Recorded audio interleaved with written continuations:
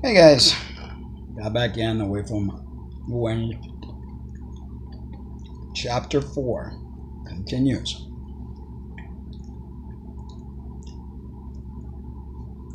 There are many times, sorry, sorry about that. There are many things that actually created my traumas.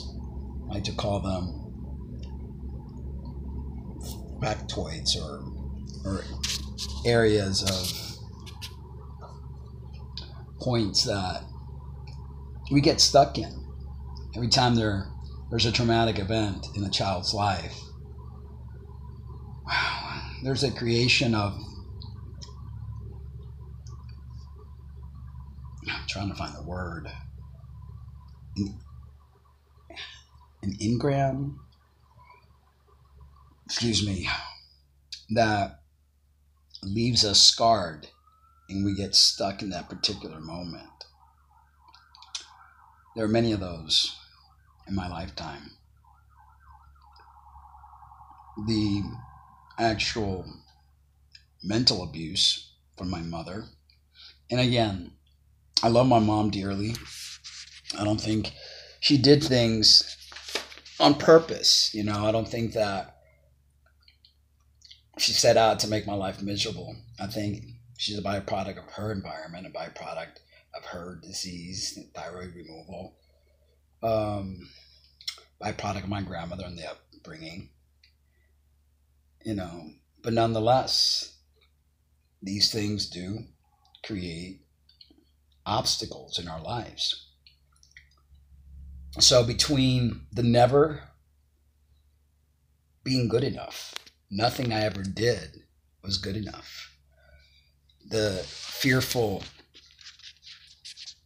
environment that I grew up with, my father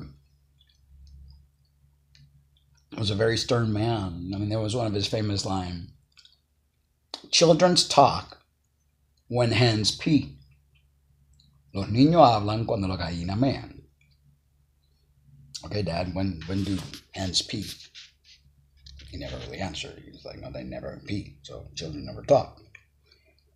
Sit there, don't move. Other kids could be playing. I don't care about the other kids. You sit there and don't move.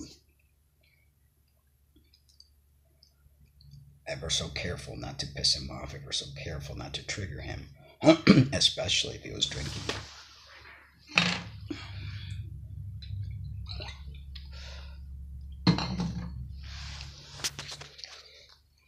Going back,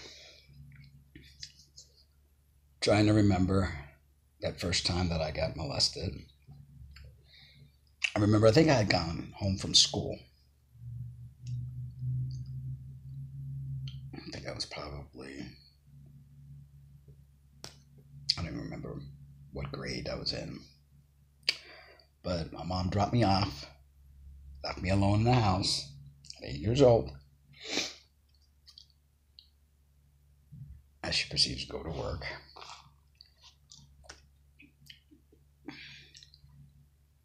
There's a knock on the door. Of course, my mom never had the sense, or I don't remember her having the sense to say, don't open the door for anyone. It was Marin, the Spaniard old man who was like a grandfather, friends of the family. And of course, I let him in. He's no stranger, this guy. He's friends of the family. He's like a grandfather. So he's asking me how my day went. He had brought me some sort of toy. He was always giving me things. I didn't think anything of it. I thought, hey, Grandpa, my real grandfather died when I was barely a baby. So as I'm playing with a toy and sitting on the floor, and he's sitting on a chair, he proceeds with his foot to start to touch my privates. And I'm oblivious. Something like that happens. Kids don't have a manual that says, danger, danger, danger, stranger, whatever the heck it is that they teach them nowadays. And he proceeds to caress my breast. And he's like, do you like how that feels? And obviously, children aren't dead in their parts. We feel. And when a child doesn't get attention, proper attention and love and the needs that they aren't met, then something like that is taken as attention and we welcome it. Not knowing that it's wrong, not knowing that that's not something that should be allowed. And that was the beginning of it. He would often come, he knew when I was home, and it was almost like he was like vigilant, when my mom dropped me off.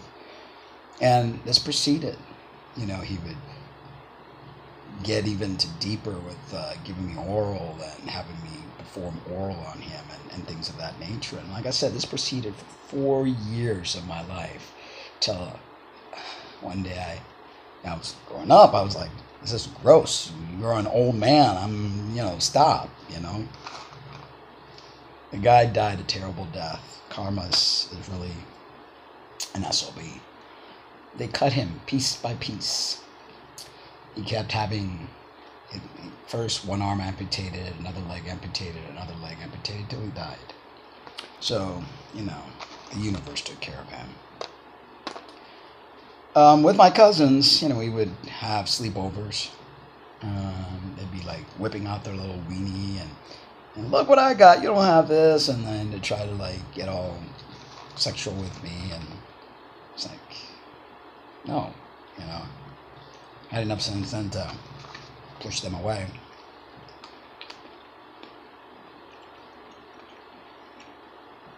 I remember, like I mentioned before, Marin was the one that got me to think about being with women, girls. And told me, friends you play with, you should do to them what I do to you. They might like it.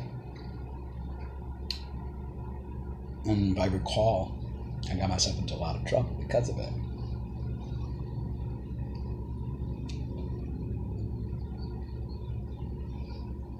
School was very difficult for me. I had a hard time making friends.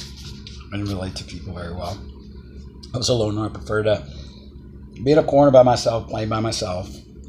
I would only engage with others when I was forced to. I remember I used to get called Martian in school because one day, right idea, I decided to tell somebody, I don't relate to people very much. I think I'm from another planet. I think I'm from Mars. They started calling me Martian. That was really cool.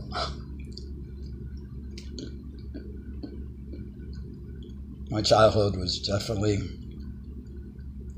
not memorable, not fun, and I hated it, frankly. I couldn't wait to grow up and get out. In fact, as soon as when I was 17 years old, I left. Joined the army. My parents were getting a divorce, living in El Paso, Texas. High school was really, really awkward.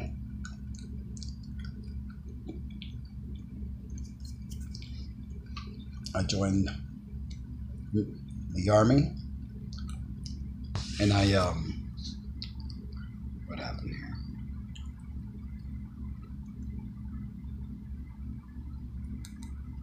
Seems like the thing got stuck.